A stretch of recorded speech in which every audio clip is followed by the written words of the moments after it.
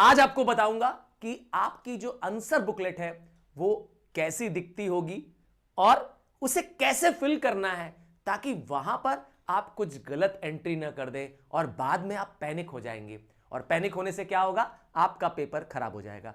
तो आज आपको जो बोर्ड में काउंसिल में आपको जो आंसर बुकलेट मिलती है उसका एक सैंपल है स्क्रीन पर और उसके भरने का तरीका मैं आज आपको बताने जा रहा हूं। How to fill the entries of your answer booklet. हाँ, ये देख लेंगे, ये समझ लेंगे तो आप बोर्ड में जाकर के ये मिस्टेक नहीं करेंगे।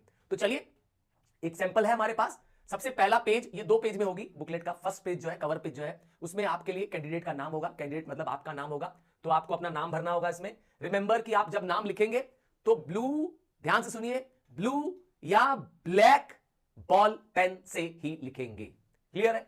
तो आपको यहां पर कैपिटल लेटर में अपना नाम लिखना है। अज्यूम करता हूं आपका नाम सचिन है। हाँ, मैंने ब्लू कहा तो ब्लू पेन ही इस्तेमाल कर लेता हूं और अगर ब्लैक है तो ब्लैक कर लेता हूं।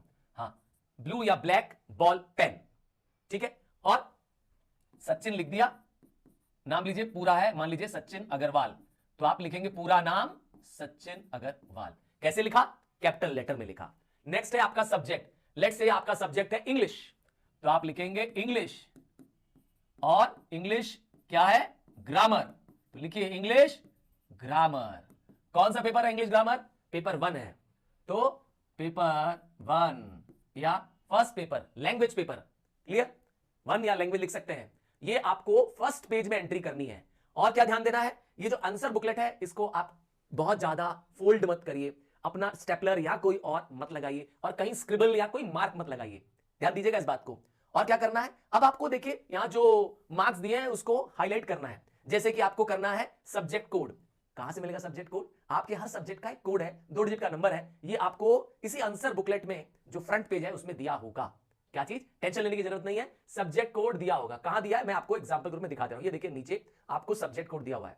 जैसे आपका इंग्लिश ग्रामर है ना, तो आप इसमें सब्जेक्ट कोड लगा सकते हैं। देखिए लिखा हुआ है सब्जेक्ट कोड 01, तो आपको सब्जेक्ट कोड का नंबर दिया होगा। ठीक है, टेंशन लेने की कोई जरूरत नहीं है। तो आपने सब्जेक्ट कोड भर दिया। कैसे भरेंगे मैं आपको करके दिखा दे रहा हूं।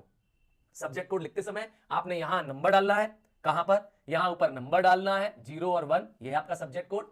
ठीक है, और ध्यान से सुनिएगा, और जब आप सब्जेक्ट कोड भर रहे होते हैं तो आप उसके बाद उसी के नीचे, वर्टिकली नीचे जो बबल बने हुए हैं उसको पूरा करना है। मतलब आपको क्या करना है, उस पे सर्कल करना है। ध्यान ऐसा करना है, सर्कल ऐसा करना है कि वो कंप्लीट सर्कल हो। याद रखिएगा, पूरा कंप्लीट सर्कल फिल करना है, पार्शियल सर्कल अलाउड नहीं है।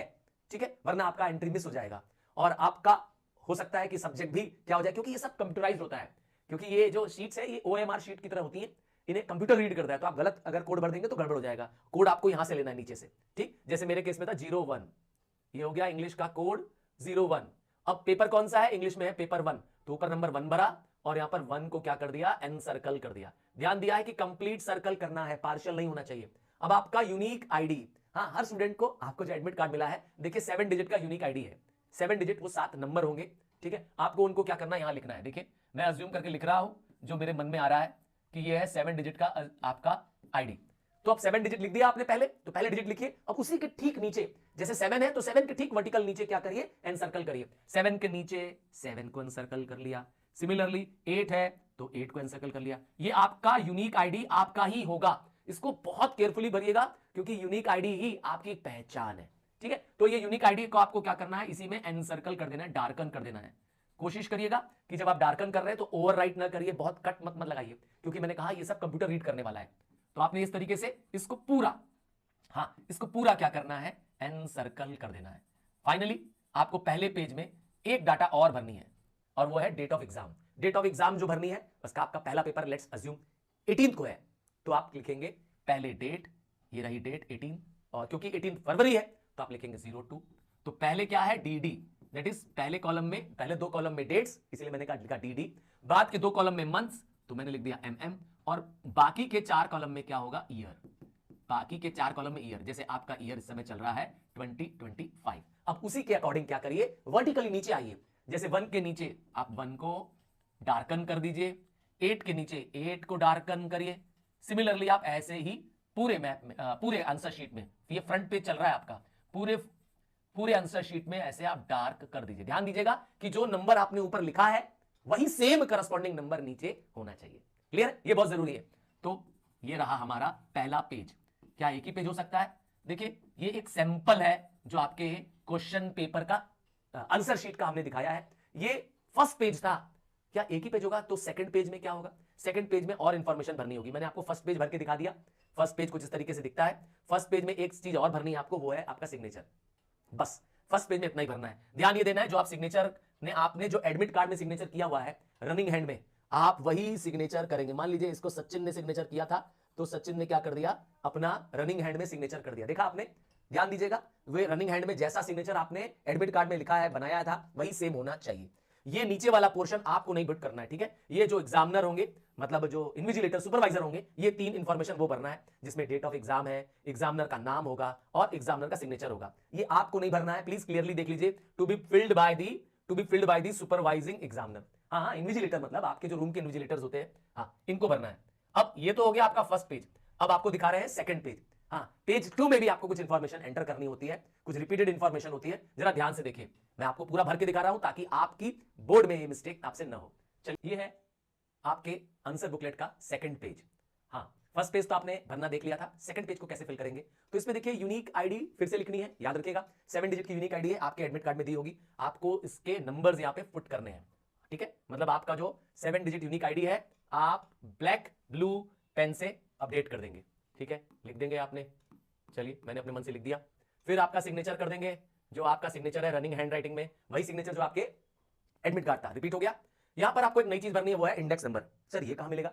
अरे ये भी आपके एडमिट कार्ड में दिया हुआ है, ठीक है? इंडेक्स नंबर जो होगा वो आपको कुछ इस तरीके से भरा हुआ, पहले 3 डिजिट देखिए आपको भरे मिलेंगे, बाकी के डिजिट आपको इसमें पुट करने होंगे।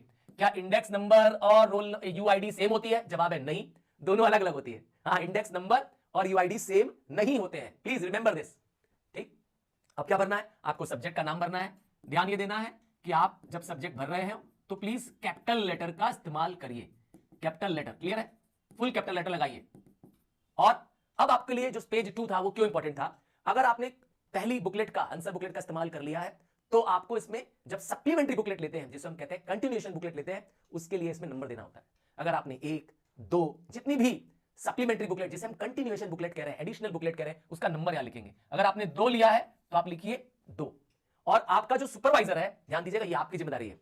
जो एग्जामिनर, जो इन्विजिलेटर होगा, वो क्या करेगा? वो आपके इस कंटिन्यूएशन शीट लेते ही, ये आपकी जिम्मेदारी है कि आप उसका क्या करिए, यहां पे उस एग्जामिनर का सिग्नेचर करवा लीजिए। जिस डेट का पेपर है ना, जिस डेट का पेपर है वो डेट डलवा लीजिए उससे, और जितने बजे आपने उससे लिया, क्या जितने बजे आपने उससे क्वेश्चन पेपर लिया था, ये आंसर शीट ली थी कंटिन्यूएशन वाली, वो लिखना है। ध्यान देखिएगा, ये आपको नहीं भरना है, ये आपको नहीं भरना है। किसको भरना है? आपके सुपरवाइजर को भरना है, वो जो इन्विजिलेटर है उसको भरना है। अब यहां पे देखिए हेडिंग दिख रही है, to be filled by the examiner. इसका मतलब है ये भी आप नहीं भरेंगे, ये एग्जामिनर भरेंगे, जो एग्जाम चेक कर रहे होंगे वो भरेंगे। ये सिर्फ इतने ही इंफॉर्मेशन आपको भरनी थी, UID number, index number, signature, दोबारा सब्जेक्ट का नाम, और कितने आपने कंटिन्यूएशन शीट लिए हैं। एक बहुत इंपॉर्टेंट इंफॉर्मेशन जो इस पेज में आपको लिखी मिलेगी कि आपको जब क्वेश्चन लिखना है, क्वेश्चन लिखना ही नहीं है, ठीक है? आपको यह ध्यान देना है कि जो क्वेश्चन नंबर है वह लेफ्ट मार्जिन पे आप लिखें। मतलब आंसर को लिखने के लिए आप जब क्वेश्चन लिखते हैं, आंसर नंबर लिखते हैं, तो वही सेम आंसर नंबर होना चाहिए जो क्वेश्चन नंबर दिया है। अगर क्वेश्चन नंबर 2A चल रहा है तो आप 2A लिखिए पूरा। कहां लिखेंगे? लेफ्ट मार्जिन में लिखेंगे, मार्जिन इसमें बना हुआ है। ध्यान ये देना है, कोई अपने मन से नंबर मत डाल दीजिएगा कि ये आंसर नंबर है, ठीक है? और ये भी जरूरी नहीं है कि आप सीक्वेंस में ही सारा आंसर करें। नहीं आ रहा है, आप स्पेस छोड़ भी सकते हैं वहां पर। वैसे तो कोशिश ये करना है कि आपको पहले पेपर फिनिश करने की कोशिश करनी है। सो इस तरीके से आपको क्या करना है? अपना आंसर करना है। ध्यान दीजिएगा कि अगर आपने कोई मैप लिया है, ज्योग्राफी में मैप लगते हैं, किसी में चार्ट पेपर, किसी में आपको ग्राफ लगते हैं, हाँ मैथ्स में ग्राफ लगता है, तो उनको भी लेते समय आपको इसमें अटैच करना है। क्या उसको अटैच करना है? उसमें अपना यूआईडी, उसमें अपना इंडेक्स नंबर जरूर डालना है, ठीक है? और तब आपको अपने इस मेन आंसर बुकलेट में उसको अटैच करना है। वो आपके लिए, यस आपके लिए क्या होगा? सेफ्टी साइड होगी। सो ध्यान दीजिए, बोर्ड का पेपर है, कोई घबराने की जरूरत नहीं है। इस तरीके से अगर आप करेंगे तो आपका जो पेपर का जो आंसर शुरू होगा वो आप उसमें पैनिक नहीं लेंगे। ये कब करना होता है? पहले 15 मिनट के अंदर आपको पहले आंसर शीट मिलती है और बाद में आपको क्या मिलता है? क्वेश्चन पेपर मिलता है। ध्यान दीजिएगा कि 15 मिनट क्वेश्चन पेपर का पढ़ते समय सिर्फ क्वेश्चन पेपर पे ही फोकस करना है। दाएं बाएं दूसरा दोस्त क्या कर रहा है और लोग क्या कर रहे हैं, इस पे फोकस नहीं करना है। So bye, take care, God bless you.